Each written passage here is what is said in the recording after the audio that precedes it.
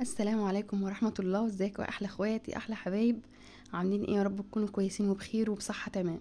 النهاردة عملت طبق، هي صينية كده، صينية تستاهل بقكم بجد، تحفة بجد والله ما بهزر. عجبت العيال جدا جدا جدا.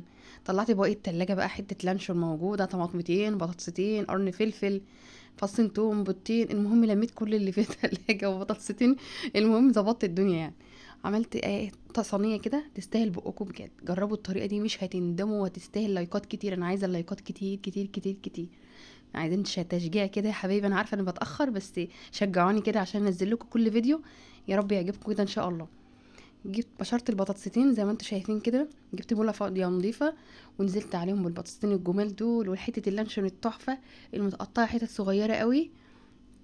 ما شاء الله اللهم بارك. العيال كانوا الحاجه دي يعني ما اعرفش اسمها ايه. لو انتوا تعرفوا اسمها اكتبوا لي في التعليقات.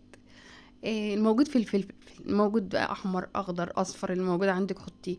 عود كزبره اخضر حطي، فصين توم 3 كده حطي، بشرت بصلايه كده حلوه. كل اللي موجود ده هيغذي العيال وهيرفع المناعه عندهم، ولان الجو برد البصل كويس والثوم كويس. فربنا يحفظهم يا رب، ويحفظ اولادكم اللهم امين يا رب. وقطعت الطماطم زي ما انتم شايفين كده حتت صغيره، ونزلت بالبيضتين. البهارات بقى الموجود معاكي عندك حطيه.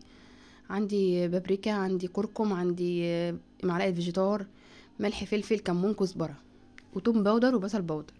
طبعا انا محطتش كنت نسيت التوم الباودر وبصل باودر، انا بس بوريكم اهو انا كنت بعمله ازاي.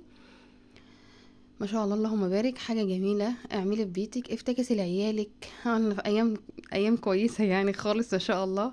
فالحمد لله في السراء وفي الضراء، الحمد لله يا رب. المهم ان احنا كويسين وبخير، وصحتنا كويسه، واولادنا بخير، ده بالدنيا بحالها ومفيش حاجه تستاهل اكتر من كده يعني. فالحمد لله ربنا يحفظنا ويحفظ اولادنا يا رب. ونزلت بمعلقتين زيت، ونزلت بشويه لبن، وقلبت بقى في بعضه كده. خلي التتبيله بقى مع كل حاجه توصل لها يعني، انت فاهمين؟ مفيش حته تبقى مش فاضيه كده، كله يدخل في بعضه التتبيله الجميله دي. مجهزه عندي صينيه كده، وكنت مولعه الفرن برضو يسخن.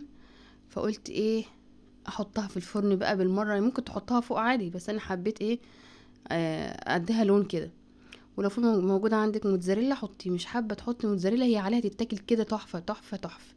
والله العظيم ما بقول عشان انا اللي عاملاها بجد. ان شاء الله باذن الله لو انتوا جربتوا الفيديو ده وعرفتوا هي اسمها ايه واكتبوا لي في التعليقات.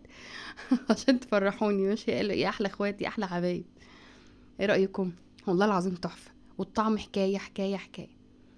استنوا فيديو جديد، والسلام عليكم.